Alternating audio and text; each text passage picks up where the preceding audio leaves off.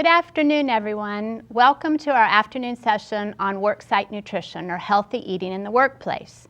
I am Jane Key, a registered dietitian and certified chef with Kettering Health Network in the Corporate and Community Outreach Division. So today's topic is rather timely due to the amount of time that most of us spend in the workday. So I thought that I would just bring some healthy tips to you all that you might be able to apply to your work life and that will lead to healthier and happier people. So we have some challenges in the workplace just because of erratic schedules, work demands, the availability or non-availability of food. Perhaps there are certain stressors in the work site that you deal with, lack of planning, time constraints. So whatever your challenge is, it seems to affect the way we eat during our workday or our shift. So a large part of our day is spent working, and so it makes sense to have some strategies to eat well versus continuing to make poor food choices that can result in poor health outcomes. So we're trying to gain control to protect ourselves and to move in a more positive direction. I might tell you that the healthy habits during the workday, the healthier your habits are, can lead to reduce risk of disease, decrease your anxiety and stress, and overall can produce better mood, concentration, and self-esteem. So that's kind of what we're shooting for when we think about making healthier choices of what we eat during the day. So there are 5 pillars that we're going to talk about today. One being, and I'm going to break these down into the 5 steps, but you can see them there on the slide. So a variety of issues affect us in the workplace, as I mentioned, but I just would like for you to give a little room for pause to think about what it is that really affects you. What speaks to you? What changes might you think that you should make, could make? What's your biggest challenge? Is it not enough time to pack things? Is it that the vending machine calls your name in the middle of the afternoon? Is it the sweet sugary drinks? Everybody has a challenge, but what is a small reasonable change that maybe you could think about making that's going to overall make you feel better and benefit your health? What choices would you be willing to make less often, more often? What steps could you make to improve what you're presently doing that may be hampering you eating healthy during your workday or work shift? Okay, so let's talk about for a moment some ideas of planning ahead. This seems to be what catches us all off course and then leads to some erratic and sporadic eating. So I'd like for you to think about planning ahead a little bit, maybe thinking about some meals you could pack, maybe thinking about something that you could start so that you have better meals once you're home from work. Plan breakfast, lunch, and dinner to a degree. Now, if you're someone that doesn't plan meals at all, you might want to start with just thinking about planning 1 to 3 meals per week. Or you could, if you're someone that's really good at planning, you could plan your 7 days. But then take inventory of what you have in your refrigerator, what you have in your freezer, what things you need to get at the grocery. And then that's the next really strategy for success is we need to grocery shop. And then you come home, you take some time to wash your fruits and vegetables. You can use your Ziploc bags or Tupperware to store things in. Whatever works for you are some methods. A nice cutting board and knife works. As I said, the containers, the bags, things that you can wash and prep so that you have them to use during the week. If you're going to grill some meat or poultry or fish, think about grilling some extras so you have that to use as springboard meals during the week, meaning you have something to work with. So if you have some cut up vegetables, you have a protein, then you can add a salad to that, a starch, and then you have things that you've set yourself up for success. Pack up your prepared foods, like if you're going to make more for dinner, pack it up and take it for lunch the next day. The emphasis on planning really helps you to make better choices, is also budget friendly. You'll save money doing that, gives you a choice so you have more control than if you're eating out. So those are some ideas. I always like to encourage people when you make like a grain, for example, this happens to be brown rice. When you make a grain that perhaps you will make a little bit extra and then you can store it in your refrigerator, or supposing that you live alone or have a small family, strategies like a muffin pan, you make the extra grain, put it in the muffin pan, freeze it then, snap it out in a Ziploc bag, and then you have individual servings of the starch to use during the week. So that's just kind of a strategy to keep in mind. Okay? Our second tip for success after planning ahead is to choose simple meals. Choose simple meals that are appealing and quick. Gone are the days of spending, unless you love to, spending all day long in the kitchen, but I doubt that you're working outside of the home if that's the case. Anyway, figure out where you are as far as what kind of recipes you like to do. If you can do a little planning and keep your recipes simple, if that works better for you. Those of you that need a little cooking help, there's marvelous cooking videos online based on your healthy preferences, so you could check that out. Sometimes time-saving appliances help people, crock pots, Instapots, rice cookers, even down to like a garlic press, that kind of thing can be very helpful to have more ability to do some meals ahead or have them cook while you're at work. Or you can do, as we mentioned to start out with, the leftover thing and then come home and warm things up. Consider quick, easy things. Breakfast, for example, might just be yogurt, berries, maybe the hard-boiled eggs will work. Overnight oats, you can do overnight oats, you can do crock pot oats. You can look at some recipes online from there. Or just a good, sturdy whole wheat toast with peanut butter is a great start to the day. Breakfast doesn't need to be elaborate, but it does help to give a start to your day. For lunch and dinner, I just encourage you to think about eating more plant-based, having your plate be extremely colorful. As you see here, we have an array of fruits and vegetables, a grain, and so that basically most of your plate grows in the ground. A small portion can be a protein, beef, chicken, turkey, fish, pork, whatever works for you. Or if you're a total vegetarian, this could be beans, tofu, whatever. So we're trying to think about simple meals, protein, fruit, veggie, starch, things that don't take a lot of time. I also encourage people to think about portion control. You see that this is a moderate dinner size plate versus the plate that might be much larger that then brings on larger portions, which can then not promote as good a health as we would like with portion control. So some of us need things like measuring cups to kind of get down how much cereal is actually 3/4 of a cup, how much mashed potato is a half a cup. So those are some ideas. Other snacking, when you're snacking, think about portion control. Sitting down with a jar of nuts versus a single serving of nuts. Sometimes the jar of nuts can disappear very quickly as we're multitasking, watching TV on the computer or whatever. So we want to eat mindfully, mean like we're being in the moment of eating, knowing what we're doing, not multitasking, but portion control ties in with that. We're trying to avoid being hangry, hungry and angry at the same time, because what does that lead to? Sometimes then we want to seek out more of the sugars and white starches, those kind of things that for the moment make us feel better. But I'm trying to help you see that with some simple meal preparation, you can have good things at home to work with to help put your meals and snacks together. Okay? Now, having said that, we'll move on and talk for a moment about packing a healthy lunch. Now, depending if you're on a different shift, just basically what I'm talking about here is whatever would be your midday meal, okay? It helps to eat something during your workday to stay energized and to prevent overconsumption later on in the day. Folks that don't eat a lot during the workday have a tendency to go home and then their day is lopsided, so they have a tendency to eat larger portions, more protein, more of the white carbs, perhaps more of the white sugars later on in the day.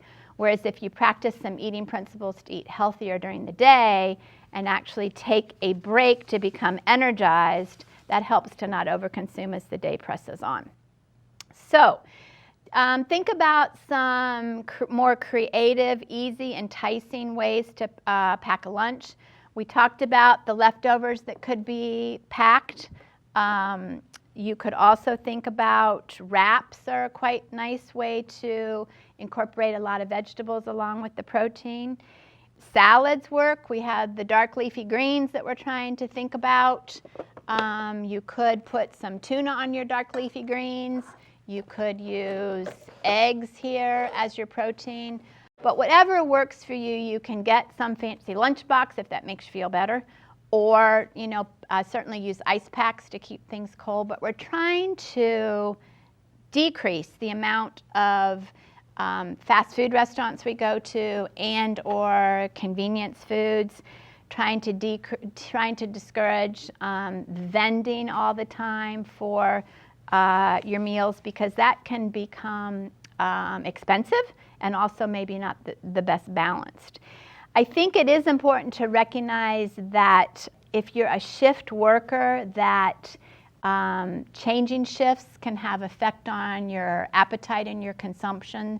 So when we have a tendency to get our body rhythms off or get tired or get stressed, that's when we have a tendency to go, as I mentioned, to the sugars or the white starches. Whereas if we're nourishing ourselves better with more of the lean proteins, the fruits, the veggies, the whole grains, the healthy fats, then that helps to not trigger those desires to overconsume the quick energy foods.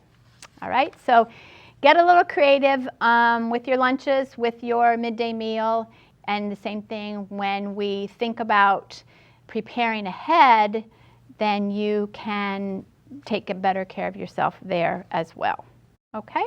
So a little bit about hydration. Hydration is extremely important, and hydration comes basically from consuming enough water during the day. And by all means, I highly encourage you to keep some kind of individual water bottle, whatever. It doesn't have to be packaged water. You can get your own, ice it down. You can infuse your waters. But what we're trying to be better hydrated, because that positively affects our complexion, our concentration, our mood, the GI tract. So hydration is extremely important, particularly in areas where you might be outside sweating during the warmer weather, inside in a hotter working environment. It's especially important to stay hydrated. Keep your water bottle close and visible. That seems to help people to consume enough water. We want to be watchful of juice, the Gatorades, the soda. We're really focused on the excessive amount of sugar that can be in some of those other products that are beverages. Whereas your water or your infused water, what's infused water, you can take your own water cylinder or your own thermos and add citrus to that, lemons, limes, oranges, strawberries, basil, cucumbers. Those are all ways to make water a little more tasty or to change it up a bit. Those of you that are Gatorade folks or Powerade or whatever speaks to you, you might think about using a little bit of the Gatorade or Powerade and fill the rest of the container with water. So that's a way to get the flavor without all the extra added calories from the straight up sugar.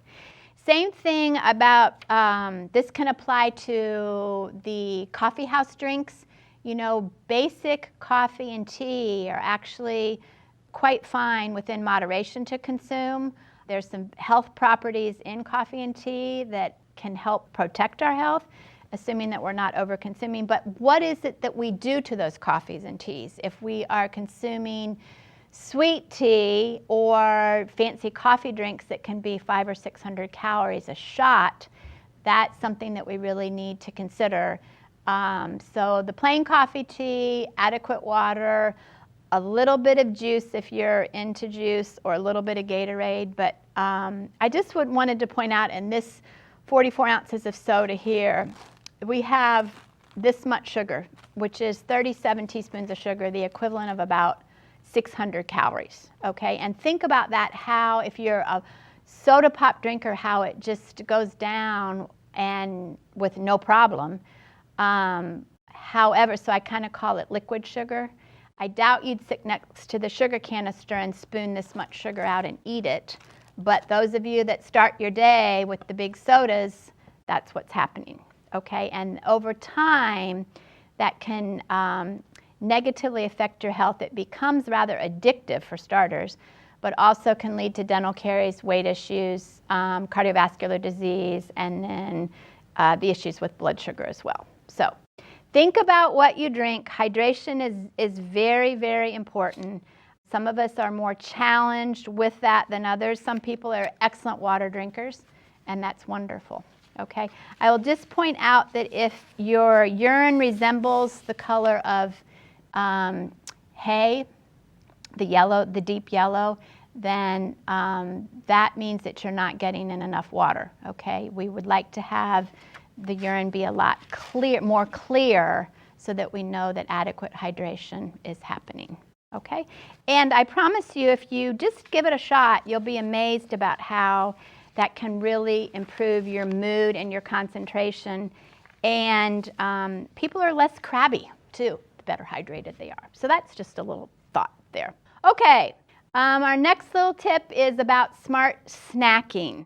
We're trying to avoid the high-calorie pick-me-ups that often come in different office settings and or midday for some of us. The candy, the fancy coffee drinks, baked goods that might be brought in by fellow employees, donuts that might be in the break room. I don't know what the challenge is with the kinds of snacks that you have around you during the day and or feel compelled to take in. But bits and pieces here and there, the sugar and the refined white starches and the calories can add up. So what I'd like to suggest is that we think about some ways to better boost our energy. What kind of snacks would be a smarter idea?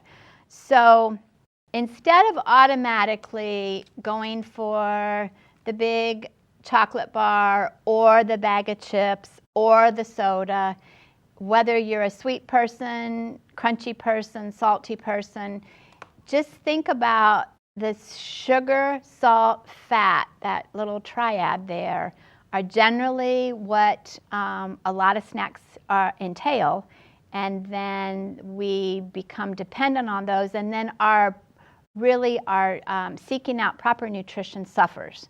So if we could think about some healthier options that are what we call more nutrient dense versus calorically dense, that's just a step in the right direction. Okay, so you'll see on the slide there some pictures, the one side of the higher calorie, higher sugar, higher sodium ideas, but then healthier options might be to have the portion control nuts that we have talked about. These nuts or these nuts, or you can save a lot of money and pack your own little nut bags. A serving of nuts, if you want to know, is about 1/4 cup. As I point out, that is far different than an entire jar, right? Okay, so nuts could be a snack. A piece of fruit would be a nice snack. We get lots of fiber in the fresh fruits. Those of you that have been with me before, you know that I'm a huge proponent of the whole fruits over the juices because of the fiber. It's much more satisfying, and it's an easy, clean snack to take. I mean, you take a clementine, you take an apple, you take a pear, something like that. You don't have a big mess going on there. Low-fat cheese, maybe with some great whole wheat crackers might work. Cut up veggies. Remember at the beginning when we talked about cutting up your fruits and vegetables for the week so that you have them ready to go in the refrigerator. Then you can take some hummus with that. A little applesauce cup works. That might be nice. Yogurts of different types are a nice snack. Peanut butter, you can pack your own little packages of peanut butter, or there are different containers of peanut butter. So half a peanut butter sandwich makes a great snack. Peanut butter or some other nut butter on whole wheat crackers that actually say whole wheat as the first ingredient. That would work. I mentioned hummus already. And then if you have the yearning and need for chocolate, think about selecting dark chocolate for starters.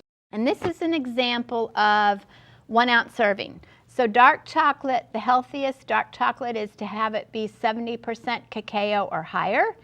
And you dark chocolate lovers know that that's not as sweet as milk chocolate, and that's the whole idea.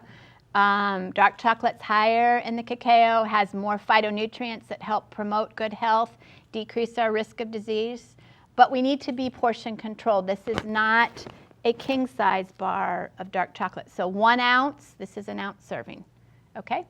So that gives you some idea if you would like to have a little treat if dark chocolate speaks to you, okay?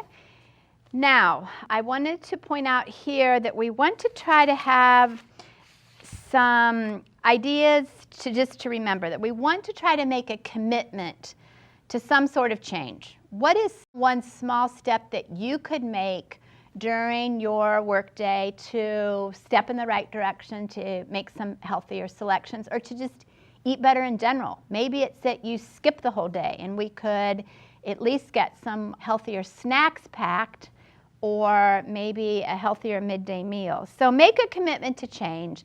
Don't select a whole lot of things at once. You know, 1 or 2 things work and work on them for a while. Be realistic with your goals. I think a lot of times we set enormous, we sort of set ourselves up for defeat.